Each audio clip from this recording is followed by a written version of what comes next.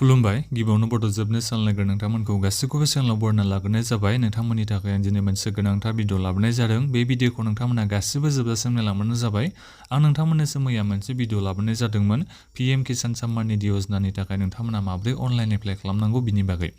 दा बेहाय नोंथांमोना आंनियाव गोबां मानसिफ्रानो सोंहरदों आरो बे PM किसान सम्मान निधि योजनाखौ न'खराव साबेसे मानसिया एप्लाइ खालामना लानो हायो बेखौ नोंथांमोना गोबाङानो सोंहरगासिनो दङ। आरो बेल' नङा, नोंथांमोना दासिमबो बेखौबो मिथिया जों एप्लाइ खालामनाय समाव मा डकुमेन्ट्सखौ होनो नांगौ बेखौबो नोंथांमोना गोबाङानो मिथिया। आरो गोबां मानसिफ्राथ' ओरैबायदि दाबो PM किसाननि बागैनो मिथिया। दा बेनिखायनो आङो बे भिडिअनि गेजेरजों जायफोर नोंथांमोना PM किसाननि बागै आबुङै मिथिनो नाजादोंबा एबा आबुङै मिथिनो नोंथांमोना लुबैदोंबा नोंथांमोना बे भिडिअखौ नायखांनायनि उनाव गासिबो एप्लाइ खालामनो हागोन। मा एलिजिबिलिटि क्राइटेरिया जानांगौ, मा डकुमेन्ट्स होनो नांगौ बेफोरनि बागै आं नोंथांमोननिसिम आबुङै बे भिडिअनि गेजेरजों खोन्थाहरनो सानदों। दा बेनिखायनो गासिबो नोंथांमोना बे भिडिअखौ जोबजासिम नायलांबानो जाबाय। आं गिबियाव नोंथांमोननिसिम गुरै खावलायहरग्रोनाय थाग्रोबाय। जायफोर नोंथांमोना चेनेलाव गोदानै फैनाय नोंथांमोना गासिबो चेनेलखौ साबस्क्राइब खालामना लाग्रोबानो जाबाय, जाहाथे नोंथांमोना बेबायदिनो आपडेटखौ मोननो हायो। स्किमनि नामा जाहैबाय जोंहा प्रधान मन्त्रि किसान सम्मान निधि। बेखौथ' नोंथांमोना गासिबो मिथियो जानांगौ।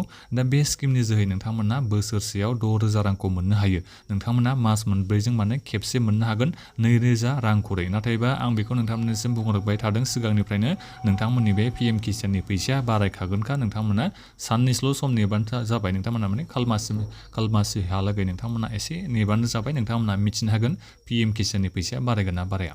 दा बेनिखायनो एप्लाइ खालामना लानाया जोबोद मोजां। जोंहा PM किसाननि फैसाया बारायखागोनखा। आरो एप्लाइ खालामनाया मानि थाखाय मोजां बेखौबो आं बुंनो सानदों। नोंथांमोना जेनेबा एप्लाइ खालामनानैल' दोनो हायोबा नोंथांमोना मास मोनब्रैनि उनावनो जेबो मावाबाबो नोंथांमोना फैसाखौ मोनबाय थानो हागोन ना। 2,000 राङाथ' नोंथांमोननि बेंक एकाउन्टाव फैबाय थागोन। बेनिखायनो गासिबो नोंथांमोना एप्लाइ खालामनाया जोबोद मोजां दै।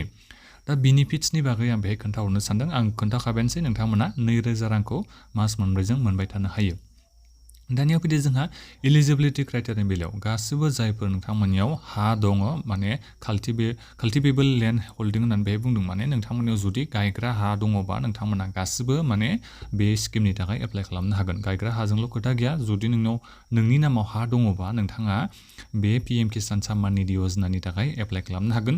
नोंनियाव खै बिगा हा दं बिनि जेबो खोथा गैया। नाथायबा नोंनि हायाव जायखिजाया हा थानाय जाथारनांगोन नोंथांमोना बे PM किसान सम्मान निधि योजनानि थाखाय एप्लाइ खालामनो थाखाय। दानिया फैदो जोंहा न'खराव साबेसे मानसिया एप्लाइ खालामनो हागोन। हमना लाबानो जाबाय जेनेबा न'खराव नोंथांमोना हा दङ, नाथायबा बे हाया सोरनि नामाव दङ बिथाङासो बे PM किसाननि थाखाय एप्लाइखौ खालामनो हागोन। बेखौ मिथिना लाबानो जाबाय। जुदि हाया जइन्ट फेमिलियावनो दङबा नोंथांमोना जायखिजाया न'खराव सासेखौ एप्लाइ खालामबानो जाबाय। न'खरनि गाहायखौ नोंथांमोना एप्लाइ खालामनो हागोन। दा बेनिखायनो हाया सोरनि नामाव दङ बिथांखौल' नोंथांमोना एप्लाइ खालामनो होबानो जाबाय। बेखौ गोसोआव लादै। जुदि जेनेबा ओरै आरो हमना ला न'खराव हाया एसे दङ, नोंनावबो दङ, सोरनिबो नामाव दङ, अब्ला नोंथांमोना गासिबो एप्लाइ खालामनो हागोन। सोरनि नामाव दङ नोंथांमोना गासिबो PM किसाननि थाखाय एप्लाइखौ खालामनो हागोन। बेखौ मिथिना लाबानो जाबाय। हाया सोरनि नामाव दङ बिथाङानो बे PM किसाननि थाखाय एप्लाइखौ खालामनो हागोन। बेखौ नोंथांमोना मिथिना लाबानो जाबाय। दानिया फैदो जोंहा बेहाय माखासे एक्सेपसन होननाय दङ, इनक्लुजन होननाय दङ। नोंथांमोना बेहाय नायनो हागोन। जायफोर नोंथांमोना सरकारि साख्रि मावनाय बेफोरो नोंथांमोना एप्लाइखौ खालामनो हानाय नङा बेखौ बेहाय बुंदों। नोंथांमोना बेफोरखौ नायफैनो हागोन। जायफोर आबादारिफोर नोंथांमोनाथ' सरकारि खामानि मावनोखाय ना, बेखौथ' गासिबो माबाखागोनखा। सरकारि साख्रि मावनायालाय बहा बेखौलाय एप्लाइ खालामनो ना। दानिया फैदो जोंहा नोंथांमोना एप्लाइखौथ' अनलाइन एप्लाइ खालामनो हायो। बेखौथ' नोंथांमोननिसिम खोन्थाहरबाय। दा जोंहा आपल'ड खालामनांगौ ना अनलाइन एप्लाइ खालामनाय समाव मा डकुमेन्ट्सखौ नोंथांमोना आपल'ड खालामनांगौनो। आधार कार्डखौ नोंथांमोना अनलाइन एप्लाइ खालामनाय समाव आपल'ड खालामनांगौ। बेखौ आं नोंथांमोननिसिम मैयानो एप्लाइनि प्रसेसआवनो खोन्थाहरखाबाय। बिनिफ्राय लेन्ड हल्डिं पेपारखौबो नोंथांमोना आपल'ड खालामनांगौ। बेखौबो आं नोंथांमोननिसिम मैयानो खोन्थाहरखादों। नोंथांमोना अनलाइन एप्लाइ खालामनाय समाव आधार कार्डजों बिनिफ्राय नोंनि लेन्ड हल्डिं सार्टिफिकेटआ बेखौ नोंथांमोना आपल'ड खालामनांगौ दै। बिनिफ्राय नोंथांमोना गावनि बे बेंक एकाउन्ट नाम्बारखौ नोंथांमोनाथ' होनांलायानो।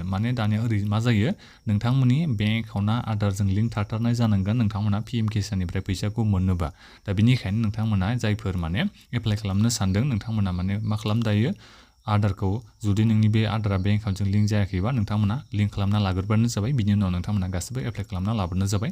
बारा गोबाव सम नाङा नोंनि बे बेंक एकाउन्टआ आधारजों लिंक जानो थाखाय। दानिया फैदो जोंहा बेंक एकाउन्टआ नोंनिया गासिबो जायो दे जायखिजाया नोंनि बेंक एकाउन्ट जानांगोन ओमफ्राय नोंनि बे आधारा बेंक एकाउन्टजों लिंक थाथारनाय जानांगोन बेखौ मिथिना लाबानो जाबाय जुदि आधारा बेंक एकाउन्टजों लिंक गैयाबा नोंथांमोना फैसाखौ मोननो हानाय नङा 100% खोथाखा बेखौ बुंहरनाय जाबाय आङो बिनिफ्राय नोंथांमोना खाता नाम्बार कास्टा नाम्बार पाट्टा नाम्बार बेखौथ' नोंथांमोना गासिबो मोनजोबखागोनखा गावनि बे लेन्ड होल्डिं सार्टिफिकेटआव नोंथांमोना नायबानो जाबाय नोंनिया पाट्टा नाम्बारा बेसेबां कास्टा नाम्बारा मा बेखौ नोंथांमोना गासिबो मिथिनो हागोन नोंनियाव बे लेन्ड होल्डिं नोंनि हानि डकुमेन्ट्सआव नायबानो नोंथांमोना मोननो हागोन डकुमेन्ट्सखौ मा आपल'ड खालामनांगौ आं बेखौ नोंथांमोननिसिम खोन्थाहरजोबखाबाय दानिया जोंहा बेहाय डकुमेन्ट्स रिकर्डआव आं बेखौथ' नोंथांमोननिसिम खोन्थाहरजोबबाय नोंनि बेंकआ जायखिजाया बेंक SBIआनो जा नोंनि बे पस्ट पेमेन्ट बेंकआनो जा गासिबो जायो दे नोंनि बे नाथायबा आधारजों बेंक एकाउन्टआ लिंक थाथारनाय जानांगोन दानिया फैदो जोंहा एप्लाइखौथ' नोंथाङा खालामखांबायबा नोंथाङा जेनेबा न'आव थानानै नोंथांमोना खालामबाय जेनेबा आं मैयाथ' भिडिअ बानायना खोन्थाहरखाबाय नालाय माबोरै एप्लाइ खालामनांगौ दा बेखौ नोंथांमोना एप्लाइखौ खालामबाय दा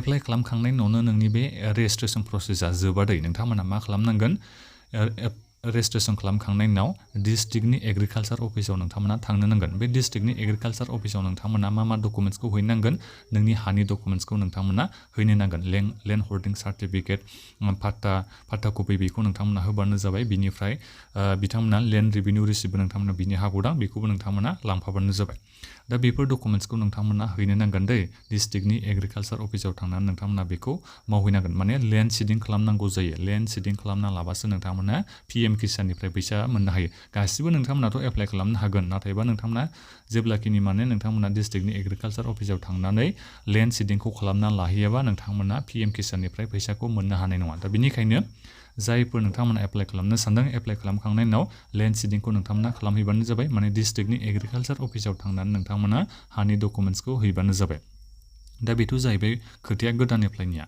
दानिया फैदो जायफोर नोंथांमोना माने सिगाङाव एप्लाइ खालामखांनाय नोंथांमोननिया गोबाङानो दासिमबो बे खामानिखौ मावनानै लायाखै दे आं माने सिगाङावनो नोंथांमोननिसिम माने स्टेटासखौ नायनानै खोन्थाहरबाय थादोंमोन आरो सोरनियाबा लेन्ड सिडिं जायाखै eKYC जायाखै सोरनाबाथ' आरो दासिमबो मा जायाखै आधारानो बेंक एकाउन्टजों लिंक जाबावाखै दा बेहायनो नोंथांमोना फैसाया थाबथानानै दं गोबां मानसिनानो दा बेनिखायनो जायफोर नोंथांमोना दासिमबो बे मोनथाम खामानिखौ मावनानै लायाखैबा eKYCखौ नोंथांमोना होनानै लायाखैबा नोंथांमोना लेन्ड सिडिंखौ खालामना लायाखैबा गोख्रैनो नोंथांमोना केन्सेल मावनानै लाबानो जाबाय अब्लानोथ' नोंथांमोना माने फैसाखौ मोननो हाबाय थाबाय दा मास मोनब्रैनि उनाव नोंथांमोना 2000 रां मोनबाय थानो हागोन आरो माथो खोथाबाव दा बेनिखायनो नोंथांमोना जायफोर बे मोनथाम खामानिखौ मावाखैबा नोंथांमोना गोख्रैनो मावना लाबानो जाबाय जाहाथे नोंथांमोना एबाराव 18थि इनस्टलमेन्टनि फैसा हाबोबा नोंथांमोना थाबैनो मोननो हायो दा बेखिनियानोमोन माबाफोर नोंथांमोना बुजिनानै मोनाखैबा माखौबाखौबो नोंथांमोना माने सोंनांगौ दङबा PM किसाननि बागैनो भिडिअनि कमेन्ट बक्सआव नोंथांमोना कमेन्ट खालामनो हागोन आरो बे भिडिअखौ नोंथांमोना गासिबनोबो शेयार खालामना होबानो जाबाय आरो लाइक खालाम ओमफ्राय नोंथांमोना गासिबो चेनेलखौ साबस्क्राइब खालामना